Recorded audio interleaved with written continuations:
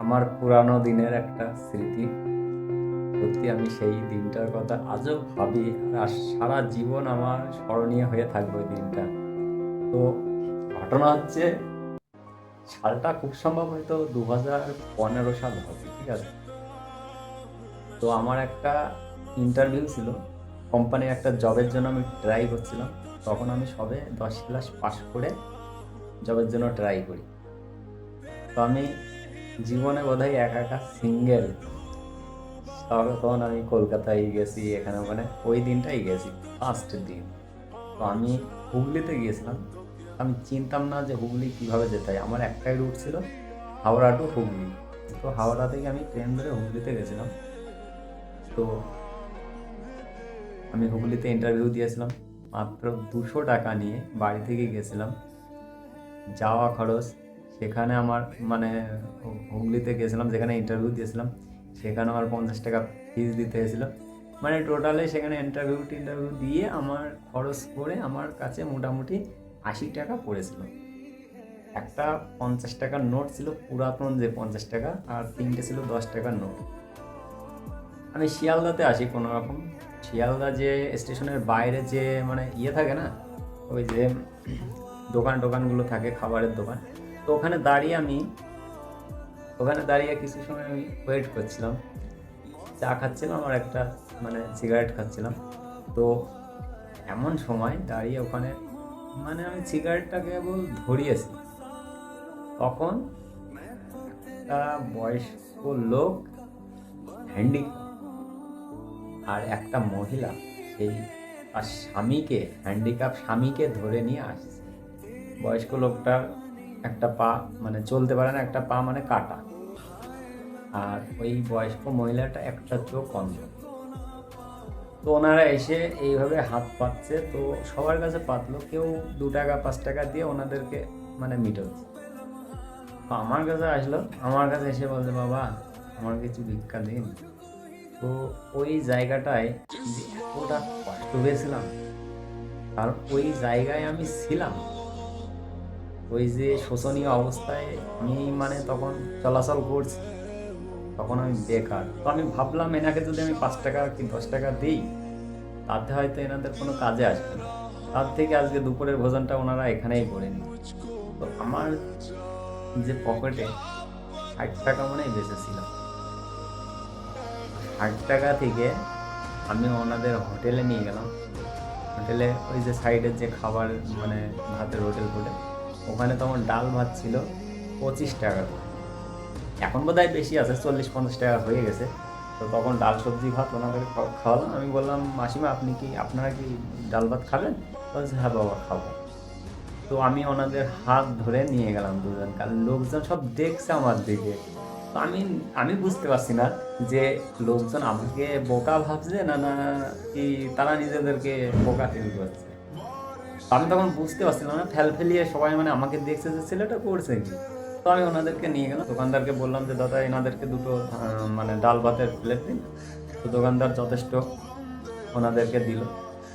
তো দোকানদার ভাবছিল যে এনাদেরকে ডাল ভাত দেবো, এনারা পয়সা দিতে পারবে কিনা। তো আমি বললাম যে চিন্তা করতে হবে না, আমি আছি। তো ওনারা খেলো, আমি ওনাদেরকে খাইয়ে দাইয়ে আমি বললাম, মাসিমা ওনাদের পেট ভরেছে তো? আমার পকেটে কিন্তু পয়সা নাই, তাও আমি জিজ্ঞাসা করছি। বলছে, হ্যাঁ বাবা পেট ভরে গেছে। আমি বললাম, ঠিক আছে তাহলে এবার আমি আসি, আপনারা যান সুস্থভাবে। তো আমাকে ওনারা দুজন বললো, বাবা আজকে দুপুরে খাবার যে তোমার থেকে খাবো আমরা কখনো আশা করিনি। তুমি অনেক এগিয়ে যাও, তুমি জীবনে সফল হও, আর তোমার ভবিষ্যৎ ভালো হোক। ভালো মানে আশীর্বাদ দিল। তা মনে মনে আমি ভাবলাম যে জীবনে আর কবে ভালো হবো আর কবে যে ভালো জায়গায় পৌঁছাবো সেটা আমার জানা নেই।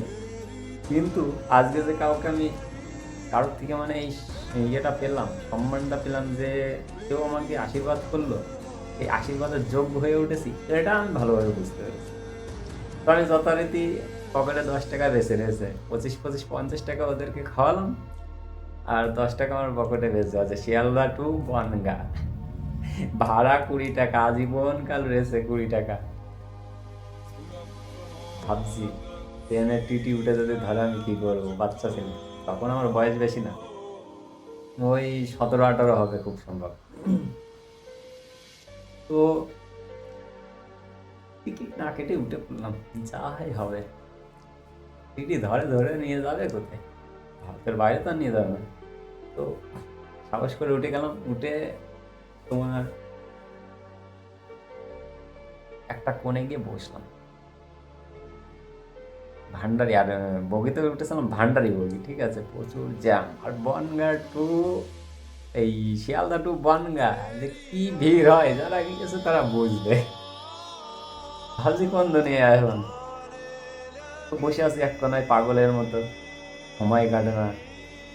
ফোন ছিল তখন খুব সম্ভব 3G যুগের ফোন, ওই যে মাইক্রোম্যাক্সের কি যেন 50 না কি একটা মডেল ছিল।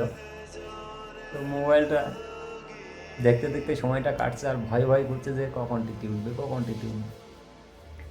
এই করতে করতে পার হয়ে গেল অনেকটা রাস্তা।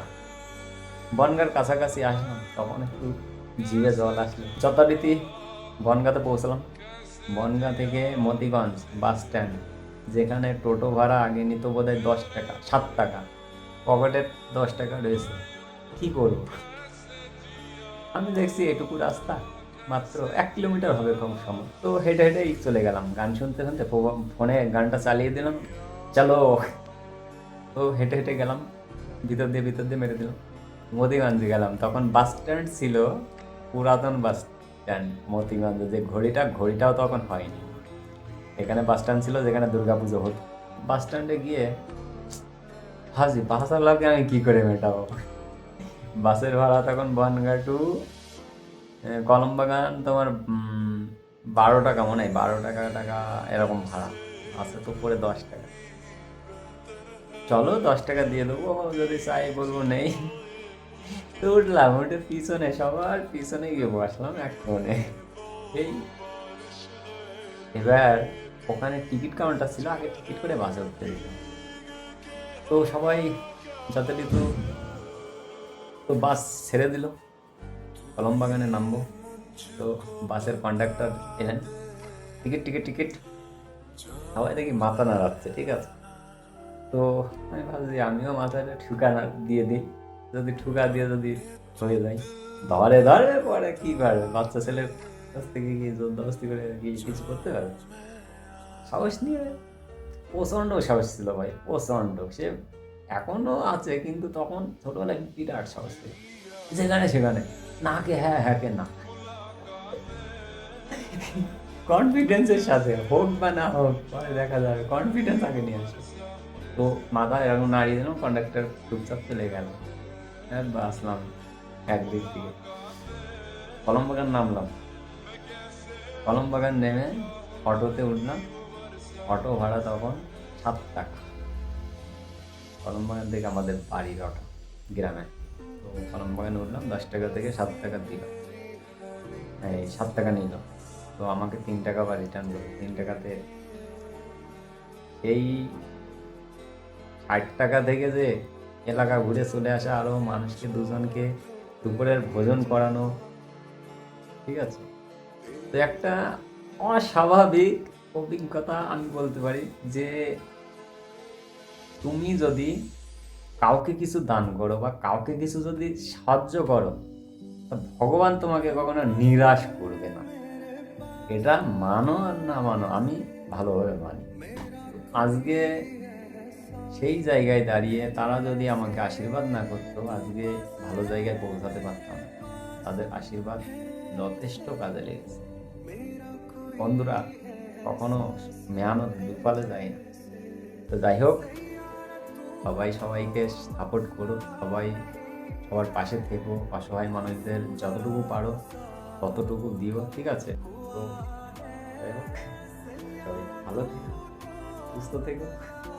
জয় হিন্দ, ভারত মাতা কি জয়।